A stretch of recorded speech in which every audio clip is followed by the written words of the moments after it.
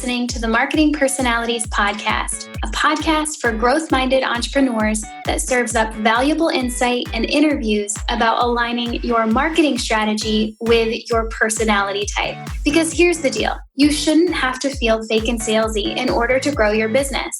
And you no longer have to. Your marketing strategy can feel good to implement and it can work. You can attract the right clients and customers to your business and grow your profits, all while staying true to who you naturally are. So in the name of honest business growth, bring your unique talents, perspectives, and personality to the table. And join us on this week's podcast episode to discover marketing that feels good for you.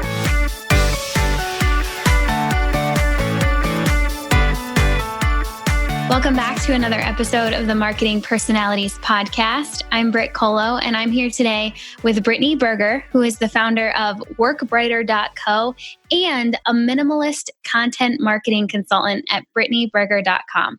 Brit, thank you so much for being here. Thanks, Brit. That's always so much fun. If you're not a Brittany, I'm sorry, but we get to do that a lot because there are a lot of Brittany's in the world. We really do. We really do. I mean, I know 2 other Brittany Bergers. Oh, wow. Okay, I don't have that experience. But for most of my life until last year, I had the weirdest last name. So I definitely had never met someone with the exact same name, but my claim to fame is that my first name is spelled exactly like Britney Spears. So when I was little, I was like, yeah, Britney Spears and I are like sisters because we have the same spelling of our first name. Anyway, it's a Britney thing. I petitioned my parents to change the spelling of my name because I really wanted it to be spelled the same as Britney Spears. That is hilarious. I get it. I do. I get it. It's a pretty cool thing. Okay. Anyway, hey, we are not actually here to talk about Britney Spears, although that wouldn't be a terrible podcast episode. But no, Brit and I are here today to discuss how to develop a PR strategy if you're an introvert. So an introverted PR strategy. What? Is that even possible? The answer is yes, it's totally possible. And Brittany is here to show us how to do that. And Brit and I got on a call about a month ago, and she kind of just threw out the fact that, yeah, she had developed what she calls an introverted PR strategy. And as soon as she said that, I was like, oh, that is gold. As we're talking about introverts this month and how to do marketing as an introvert, how to do creativity and coaching and all these business related things as an introvert, I thought a PR strategy, that sounds like something most introverts would be like, no, that's not for me. But think again. So that's why Brit's on the podcast. We're going to get there. We're also going to talk about her newer venture, Work Brighter, which I also think is really geared to introverts too. So just lots of goodness coming at you. But before we get there, we got to know who this girl is, right? So Brit, tell us about your businesses. What do you do and who do you serve? Sure. So like you said before, I have 2 businesses, kind of my personal brand, brittanyberger.com, and workbrighter.co, which was originally a newsletter. And about a year ago, I decided to branch it off from my just kind of personal brands newsletter into its own separate business. And so brittanyberger.com, or Brittany Berger the person, I never really know how to talk about that. But me personally, I help overwhelmed and burnt out marketers find a more productive and minimalist way of using content to grow their business. And it's very, very much just influenced by my own experience before I started my own business and working for 7 years in in-house marketing and PR departments and trying to keep my own burnout at bay while still succeeding in my career. And kind of more related to that is I do have a lot of experience with burnout, with mental illness, with chronic illness, and the fight against dealing with that in such a productivity focused community and niche, the one that I'm in. And that was what originally started Work Brighter. Like I said, it was a personal newsletter that was just kind of where I originally shared my thoughts on this kind of what I felt was this push and pull between productivity and taking care of myself. And eventually that spurned into its own business, workbrighter.co. So that is a media company with a membership community, and it's kind of designed to be what I needed. I always like to say that with all of my businesses, I'm customer zero, and all of my businesses are just inspired by where I was a year ago and what I needed back then. And so it is very introvert friendly. And it was kind of the community that I wish that I had had when I was first starting out. I like that. You can help someone who is in the same spot you were in a year ago, 2 years ago, 3 years ago. And while there might be somebody out there who's been doing this thing for 20 years and was there 20 years ago, you know what? You're more relatable because you were just there a year ago. I like that. So it sounds like you were in the marketing department place and you were probably creating a ton of content. And out of that experience, trying to kind of stay away from burnout, you might have come up with this way to do this minimalistic content marketing thing, right? So it was kind of scratching your own itch. And then Work Brighter came out of the fact that, hey, I think I can be productive and take care of myself. I'm going to try to do that. And you did that. And now you are providing us with a system, a membership actually, to Work Brighter. Is that right? Exactly. I like to say that the Brittany Berger business side of things is like the strategy and career advice that I could have used a few years ago. And Work Brighter was more of the mindset advice that I needed back then. Love it. Okay. So I want to start with Work Brighter, and we will get to the minimalistic content marketing, which is really where the meat of this conversation is going to be. But I can't gloss over all of the amazing work you're doing with Work Brighter. So tell us what Work Brighter even means. Like, what does that mean? Where did it come from? And can you kind of highlight how the way that you've set up Work Brighter is really set up for the introvert? Sure thing. So the name Working Brighter just came out of my personal annoyance with the phrase work smarter, not harder. Because, well, for years I was obsessed with that phrase. And that's kind of a part of my burnout problem back then, was my mindset around, frankly, just workaholism. And I very much lived by work smarter, not harder. I had like notebooks personalized with it and stuff like that. And eventually I realized that working smarter was not enough. And I just started to get really, really disillusioned with the traditional productivity advice. This was when I was really dealing with not just the mental illness and mental health issues that I dealt with my whole life, but I also dealing with a lot of chronic and physical illness as well. And just the two together were no match for traditional productivity advice. And I really learned the hard way that all of this stuff that I had devoted myself so much to was not enough anymore. And that it really took more than working smarter to get me back on track. And so I like to say, don't just work smarter, work brighter. And it originally started as a newsletter. I think that definitely speaks to in my introversion a little bit, since I've always been more comfortable speaking to my audience in a more closed one-to-one way, like in Facebook groups or Instagram DMs or emails versus like a public live stream or something like that. And then additionally, once we launched the membership community, instead of going with what most infopreneur-based memberships were like, with like a kind of a content area and then a Facebook group where they did live coaching calls and things like that, like 95% of the membership community for Work Brighter takes place in Slack. And there were just a lot of reasons that I wanted to do that and not Facebook, and that I prefer, and most of it was that I prefer communities that are not on Facebook themselves.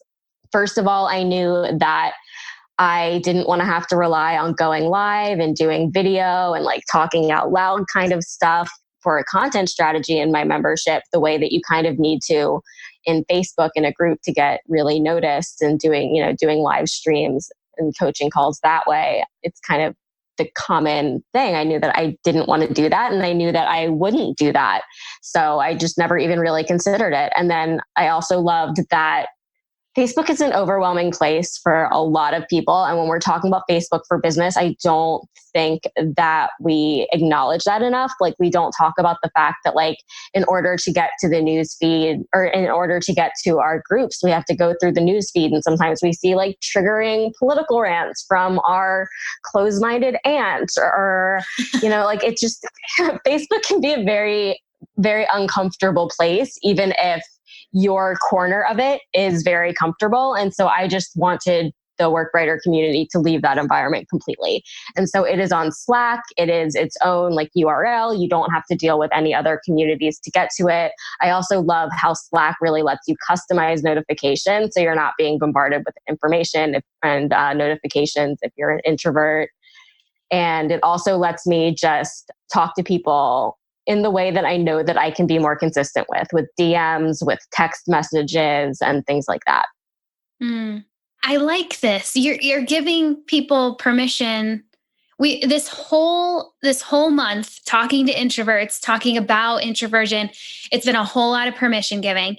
And right there in the way that you've developed your WorkWriter company, you've given us permission, any introvert permission, to not necessarily take the way that everyone else does a membership and do it like that. Like, you can do it differently. And I think you make a really good point that Facebook, and I would even say really any social media, and we all have different preferences here and different sensitivities.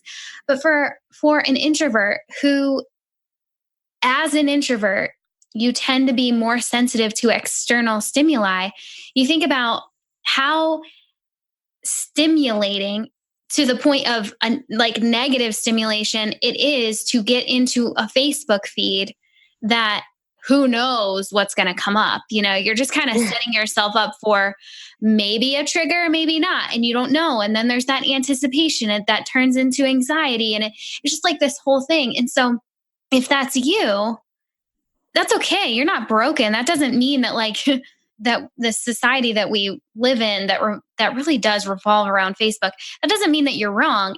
That's just how you are. And I like that you decided that was going to be okay, and you were going to find a way to provide what you had to provide, this really great service and this solution to a very real problem. It sounds like to like workaholics and achievers, you were going to provide this in a way that felt good for you. So it could actually live and breathe and feel right for you and your audience. I love this. This is a really great example, really around business modeling, like business model based on who you are. Love it. Yeah, I like to call it the Bieber business model. It wouldn't work for anyone else, but it works for me. Yeah, perfect. Well, and I think there are some nuggets in there that could definitely work for introverts. Oh, yeah. Yeah. So I dig it. But it's just so personalized in every way. And I think that is the way every person's ideal business model should be. Amen, sister. Couldn't agree more. Okay. So you are running WorkWriter, which is, it's set up by you and so much for you as an introvert and for those people who they really want to get off the hamster wheel of working smarter and this constant putting productivity on this fake pedestal. And it's like, no, wait. There's a better way to do this. And it's by working writer. So you're doing that. And you have a unique angle that you bring to your content marketing strategy business that I really want to camp out on, because I also think this is same thing, right? It's been built by you, for you, and it's helping people like you in a brilliant way. So take us into the content marketing strategy stuff that you do and tell us about the unique angle you've taken when you're looking at content marketing that, from my perspective, way different from what I hear other people doing. Sure thing. So I like to call my approach either, minimalist content marketing or also content remixing. And content remixing to me, it goes beyond content creation, goes beyond content promotion like social media, and it goes beyond content repurposing because I feel like a lot of people's idea of content repurposing is very limited and doing them a disservice. And so I didn't really know a name out there that fit. And I love pop culture and music and entertainment. And I actually think that the entertainment industry is a really great role model to be looking at for this type of content marketing. And so I called it content remixing. And I like to say that there are a few rules, like you're just focusing on using content, not creating it. And you're always looking for new ways to use and spotlight what I like to call your greatest hits, like from the music industry. And you always want to like remix and repurpose and remaster and just always look for new ways to get results from existing content and existing work you've put in. So essentially, like while you're off working brighter, let your content work smarter. I love it. I love it. Okay. And as you said, content remix, I was like, oh, that makes so much sense. Cause I remember you saying that you're a dancer, you're, into music. I'm like, oh, this is so you. I love this. See, this is the glue, you guys. Like, this is what I'm talking about, not just in marketing strategy, but in business model, in branding, in the copy that you use. It can be so much more powerful when you allow it to be you. And Brit, you have like totally owned this on like all the levels. I love it.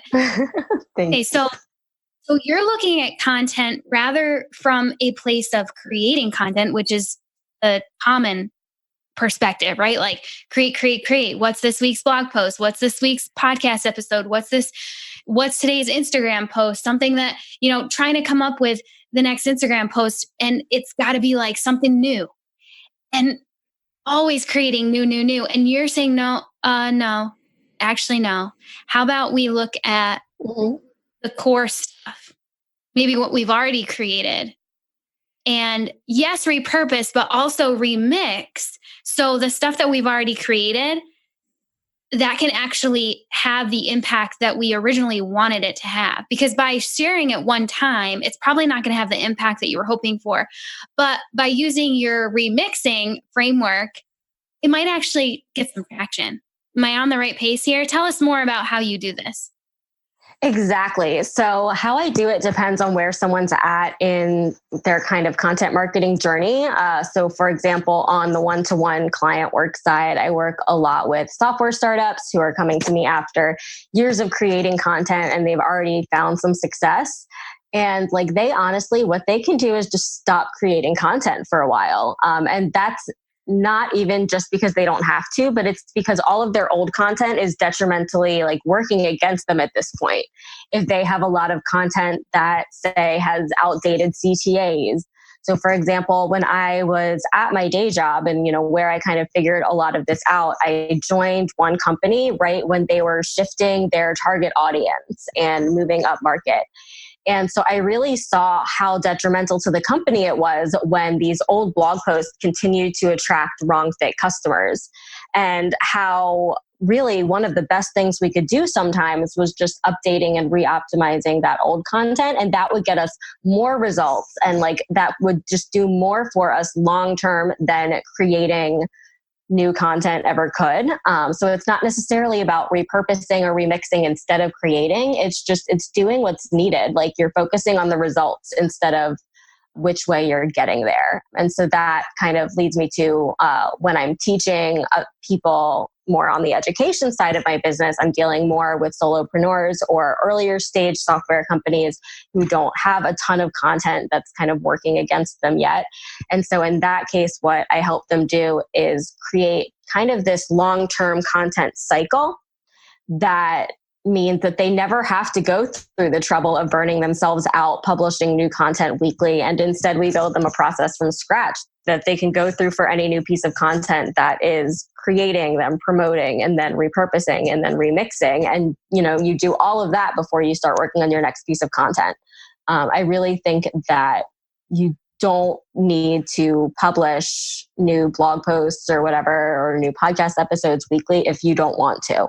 If you do want to, I mean, like I do, but that's a choice that I've made, and I've done it strategically. And so, yeah, I just really think it's all about strategic repurposing versus the idea that a lot of people have in their minds about repurposing, which is about just like copying and pasting one message in as many places as possible, regardless of how it's optimized, regardless of where your audience is. Something's coming up for me as you say that, because I think for me, I do like to create content, especially podcast content. That's why I have a podcast. As an ENFJ, I like to talk. I really like to have conversations and be the guide of the conversation. I don't need to tell you how to do stuff, but I do like to share my conversations with others. So it doesn't just stay between you and I. Other people can find those golden nuggets for themselves. And so that lights me up. Having a podcast episode go live every single week is great for me.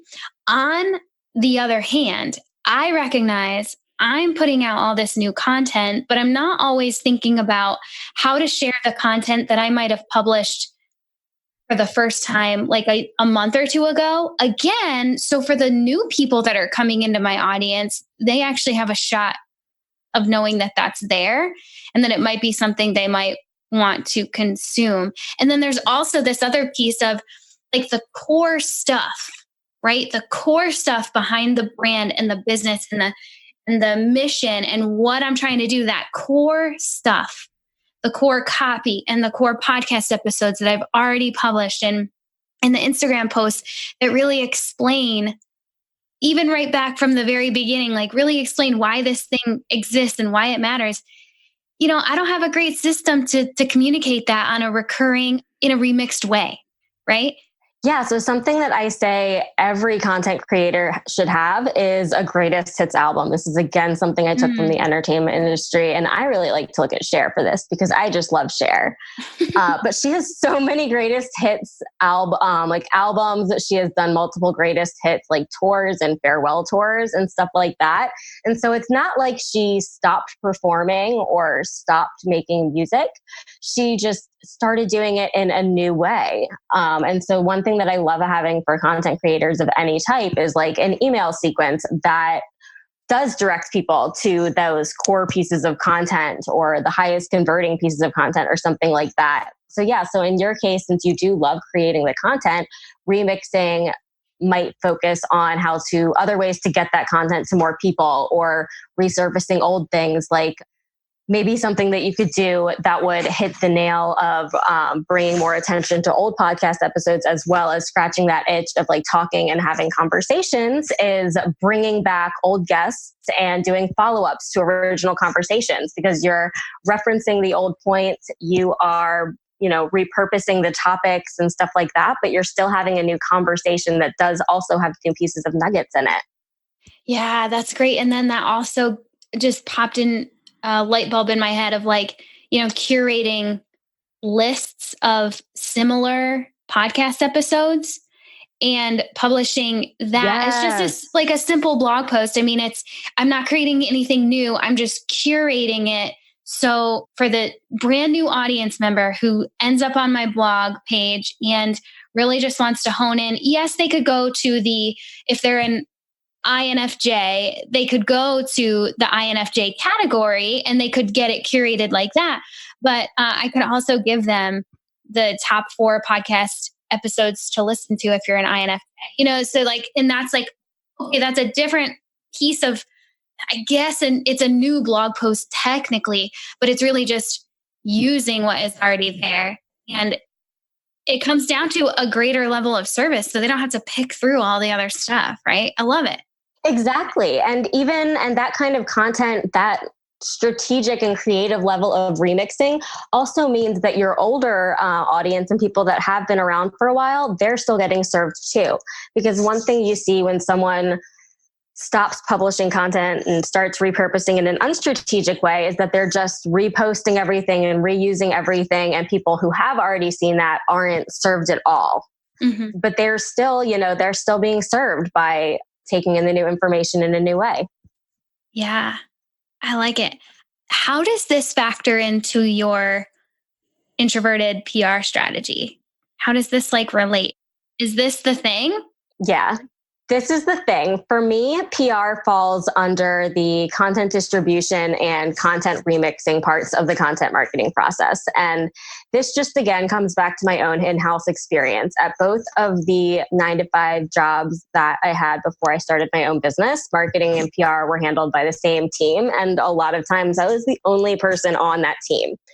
And so this goes back to like the working smarter or letting your content work smarter type of thing. And what I also like to call being strategically lazy. But I was tasked with doing both the PR and the content. And so I figured out ways to use content as the core of my PR strategy all the time.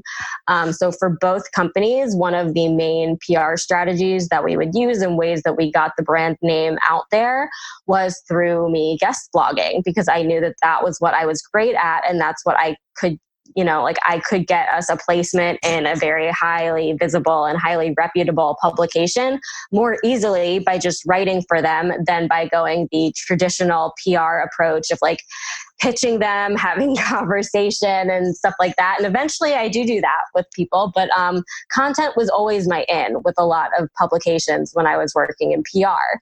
And then at the second job, I continued doing that. And we also did a lot of joint venture webinars. And those were a great introverted PR strategy for me because I am not super comfortable on video. And so I loved that webinars were like, they were less pressure than a live stream or something where you're showing your face the whole time. I would show my face for the first 5 minutes and the last 5 minutes. And then I would be working from slides that I was super comfortable with. I also loved from I don't like socialize or I'm uncomfortable socializing point of view that joint venture webinars let me repurpose and remix a lot of content. I could take the same webinar to 10 or 20 different other software companies and do it for their audiences in 20 different joint ventures. It's actually what we did. I think our total was 30 with the same webinar. And so that was just great. And that really let me get comfortable in what I was saying so that when I did have to go on camera and talk, I really got that message down. I like that. Yeah. So, I mean, when we break it down, PR stands for public relations, and it's basically getting your stuff, for lack of a better term, but your content, your message, your how you serve people, and a bit of information to serve people out in front of an audience that you don't yet have, but someone else does, right? So, like that at the very ground level, that's PR. And sometimes as an introvert, listeners, if you're probably an introvert, if you're listening, if you're an extrovert listening in, thank you for taking the time to have some compassion for the introverted way. I think we can all learn from this for sure. This PR can be exhausting if you think of it in this way of like always having to be out there, right? I hate this phrase. I literally can't stand this phrase, but putting yourself out there. I think that's so often what we think of when we think of PR. But what you just outlined for us was a way to create content first. Like, first and foremost, content has to be created in order to remix it and then use it in your introverted PR strategy.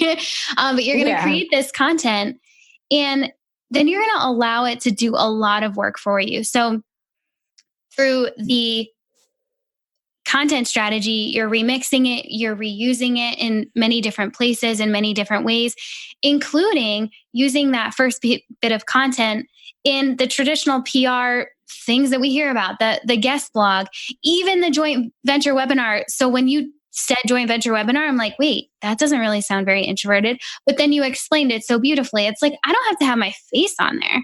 I just have slides. I can practice the script a couple times and not feel like I'm actually physically in front of a bunch of people, right? So that's huge. So all of this can be remixed in a purposeful and really impactful way without you feeling like you're completely out of your comfort zone, either being in front of a lot of people all the time or also creating a bunch of stuff all the time and on that hamster wheel of creation.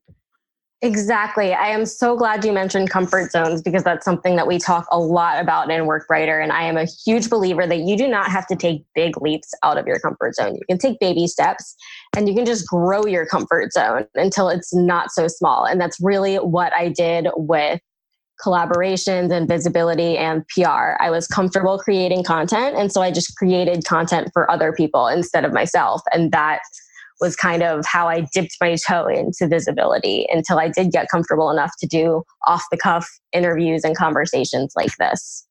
Mm-hmm. Yeah, it's something you build on, and you can do it. Basically, you don't have to do it in the way that you see super extroverted people doing it. Like, you just don't have to. And I mean, if you're listening to this podcast, maybe this is the first one that first episode you've listened to, and you're not fully indoctrinated yet. You're not totally sipping the Kool-Aid. So you're like, wait, I can do this in a different way. You've been listening for a while. I mean, you can do it in a way that feels right for you and feels good for you. And it can totally work. I'm curious, Britt, for the listener who might not have a whole lot of content yet, right? So like, either they're just getting started or they actually have been in business for themselves for a while, but they've maybe vlogged a little bit, or like they don't have a consistent content creation process. Or maybe they just shifted and pivoted their message. So their past blog posts don't really apply to now. Like, just straight up, they're kind of starting with a new content strategy. How can they create a content strategy and create new content and be thinking about how to remix it into the future, so they never have to, in like a year or 2 years, have to think back and be like, oh, dang, I didn't really utilize that to its fullest potential. Like some of us, I'm raising my hand, who's been at this for a couple of years. Oh, dang, I could have been doing better here. Where do they start? So the number one way to like make it easiest to be consistent and also remix and get high quality content out of yourself for good remixing later is to have the core of your content strategy be whatever is easiest for you to create. And that can be for your own channels, or I really think that can include not even having your own content channels and instead like having things like joint venture webinars to other people's audience being the primary thing of your content strategy, or having interviews on other people's podcasts. So just, I think, start with wherever it's easiest for you to think out ideas. So I personally do primarily emails and written content. That's kind of where my ideas start, because writing is how I best work through my ideas. Some people might really think through their ideas well, like through podcast or through talking it out. And in that case, different types of podcasting or audio or video, that would be a great place for all of their content to start. And then once you have that, you can focus, okay, what do I need to do to get my audience to see it? So I do have a YouTube channel and I do a lot of podcast interviews, even though my favorite thing is writing. And that is because I am remixing ideas that I've already worked through and worked out for a new audience. So when I'm on my YouTube channels, I am rarely ever talking about something I've never talked about before.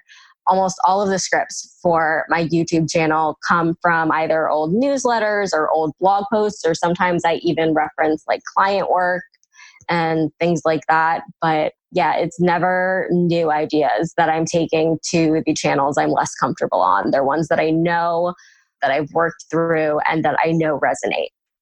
That's yet another little shift to the paradigm, right? Yeah. So someone might see that you're an introvert and then showing up on YouTube, and they might be like, wait, what? And yet again, it's baby steps out of your comfort zone. Exactly. And maybe you don't ever go there. If you're an introvert right now and being like, I'm never going to have a YouTube video or YouTube channel, like stop talking about it. Well, that's totally fine. That might not be for you. That's cool. Yeah. And it sounds like you probably worked your way there. Yeah, I am kind of a unique introvert in that, like, one-on-one social interaction I'm very introverted with, but I'm also a huge ham. I am a musical theater nerd. I love being like on camera or on a stage. And to me, that feels very different energetically from one-on-one conversations. but I know that that's not true for all introverts. Yeah, I've heard that. I've heard that reflected as well. It's kind of like in that one-on-one, there's no distinction. Like there's no end of the stage, right? There's no end to the spotlight. It's all out there, right? Yeah, exactly. Yeah, I've heard that. You know what? I also, something else that you just said that I wanted to kind of pull up that's been in my mind.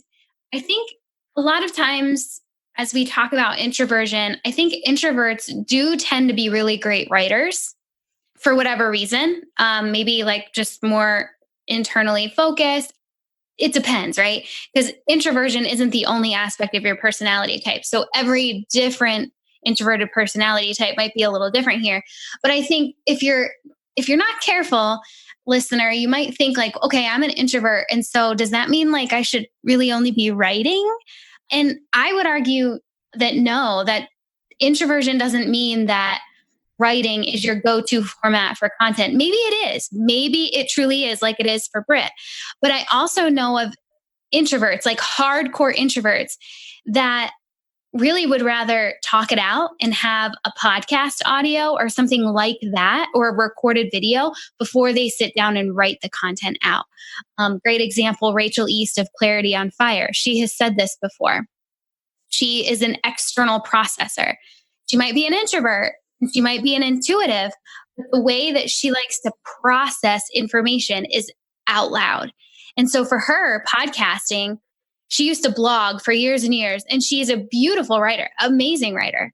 But then she tried out podcasting and she's like, wait a second, this is so much more fun. Like I can really process through things even better. And so just because you're an introvert doesn't mean that writing is really your number one format. Maybe it is, maybe it's not. So, let yourself choose whatever really does feel better. Just had to kind of like slide that in there because you did kind of mention format.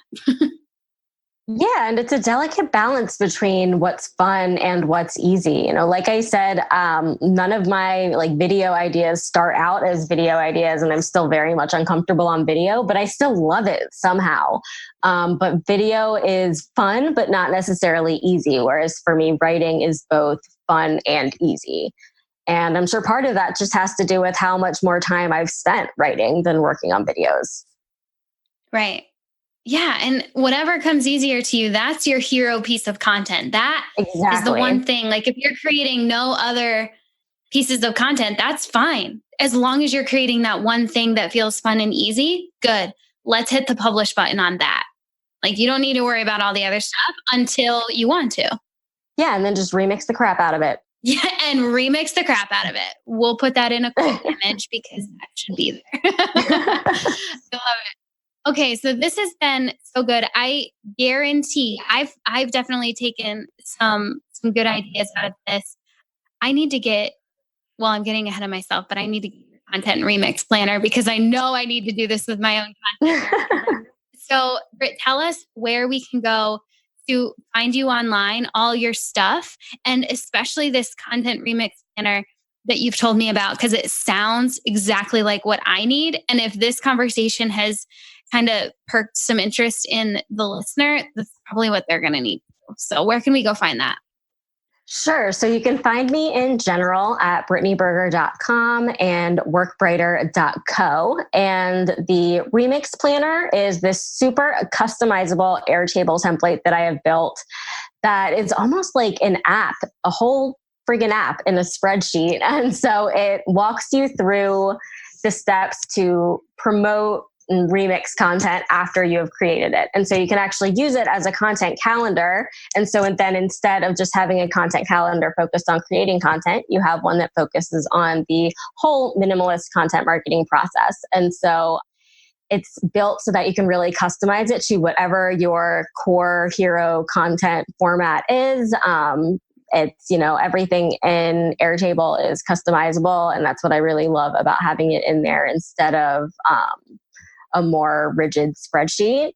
And it comes with, I'm actually working on earlier this morning, before we were recording, I was working on training videos to go along with it that just, again, explains the whole remix process that you want to be using with it.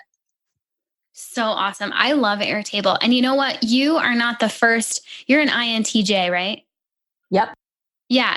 Okay. So I know a couple other INTJs who like swear by Airtable. And when I get into Airtable, it seems to me like such an INTJ tool, really like an intuitive thinker kind of tool. So if you're an analyst at all, I feel like, and you like just spreadsheets, if you're like pimping out the t-shirt that says, what does it say? Lady in the streets, freaking the spreadsheets, right? If you've got one of those, I love.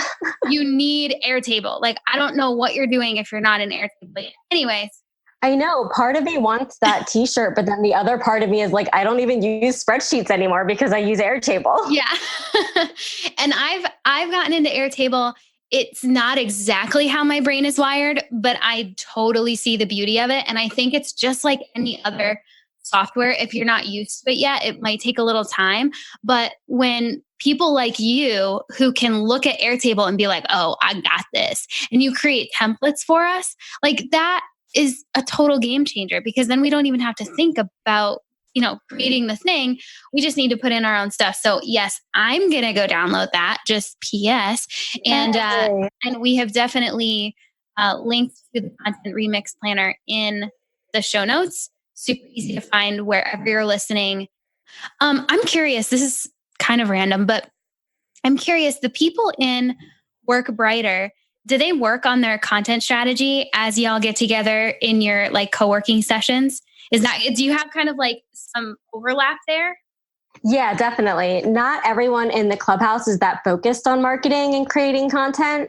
We have some people who are in day jobs that aren't even, in marketing. We've got some people who just don't do a lot of content in their business, but absolutely, that membership is, I just like to call it my own little central perk. So we do talk a lot about content. We sometimes have content themed co-working sessions. If that's what someone needs to work brighter, I'll help them with it. That's so cool. That the whole virtual co-working thing, I dig it. I've got a couple places where I get to do that in different memberships that I'm in. And I personally love it. I think it's so good, especially on those days where I don't want to go to my actual co-working space, but I still kind of want to tap into other people's energy. It's so helpful. So I'm so glad that you're putting that out into the world and providing that. So, okay, here's the summary, everybody. We've linked to the content remix planner in the show notes. You can click on that right now, go grab it. You can find Brit at BrittanyBerger.com, also linked. And you can go check out Workbrighter at workbrighter.co, also linked in the show notes. Okay. So go check her out, see what's up, get all the things. And of course, to find a marketing strategy that feels good to you, visit marketingpersonalities.com.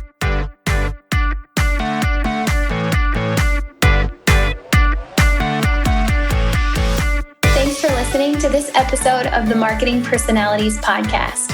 Now it's time to connect your marketing strategy to your personality type.